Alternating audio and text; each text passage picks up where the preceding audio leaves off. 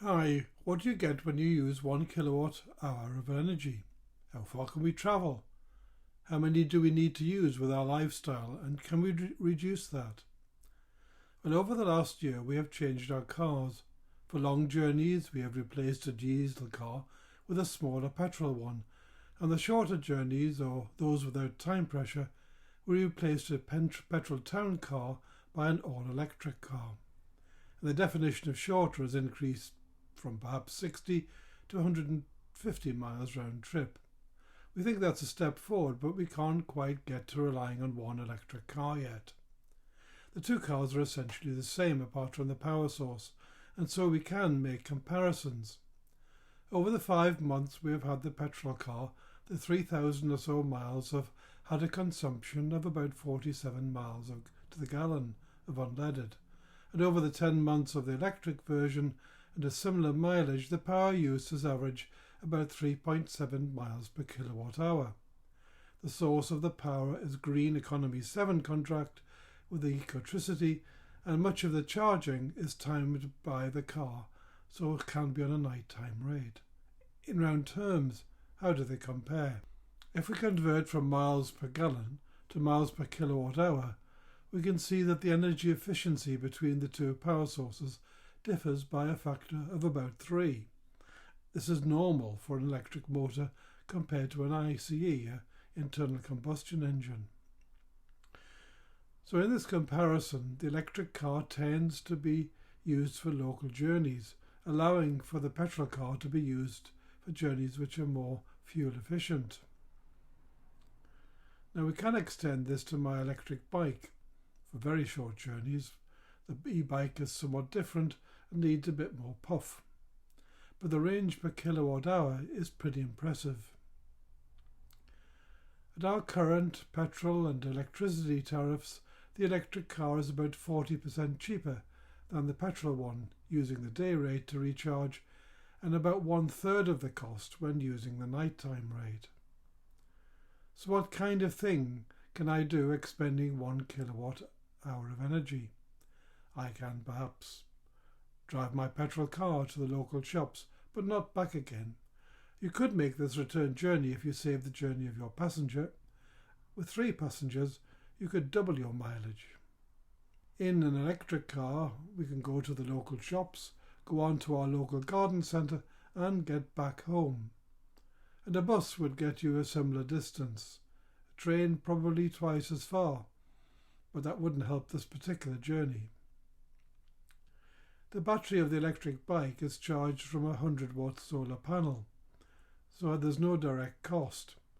On 1 kilowatt hour, I could cycle 10 miles to the New Forest there and back 5 times. We can look at other energy consumption than travel, electric devices we use and the things that we have to heat. I could watch my TV for 20 hours, say 5 long evenings of square eyes. I could leave my TV on standby for 4 days. A mixture of watching and standby would need 1 kilowatt hour every couple of days or so. And in the kitchen we can run a freezer for about a day, a bit longer or shorter depending on the freezer size and efficiency.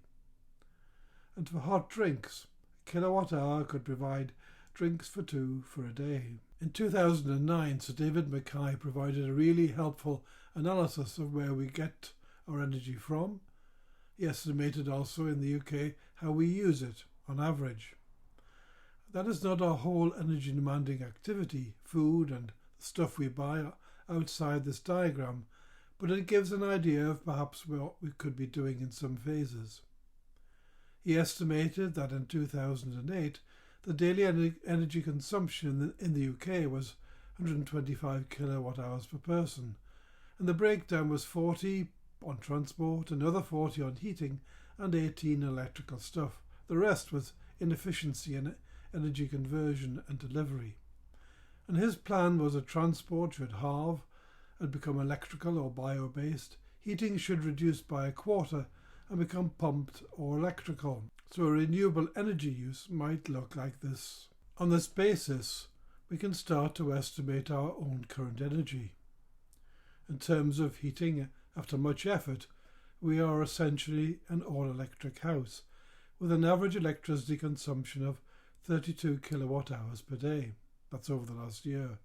So that is 16 kilowatt hours each, and that largely covers the heating and the electricals in that classification. The use of off-grid solar panels provides for a proportion of this by charging computing, freezers, garden tools, as well as the e-bike, and that probably reduces our demand on the grid by about 1 kilowatt hour each per day, just as things stand now. And for travel, the petrol car mileage is heading towards 7,200 miles per year, and that's about 4,800 miles each, as the journeys are often but not always together. From the energy consumption of that car, that corresponds to about 4,100 kilowatt hours per year, or 11 kilowatt hours per day. The electric car is heading towards a use of 4,000 miles per year, or about 2,700 each, and that needs 720 kilowatt hours each, or 2 kilowatt hours per day. And the bike energy consumption is negligible. So our total is about 2/3 of David Mackay's average target. Now this is based on a year of UK travelling for personal and church-related journeys. It's quite a few years since we have strayed across the waters, then to Ireland, and we hope to be able to do so in 2024. But we know that we are using about 13 kilowatt hours per day on transport already, most of which is not renewable. We need to bear that in mind for our future venture abroad.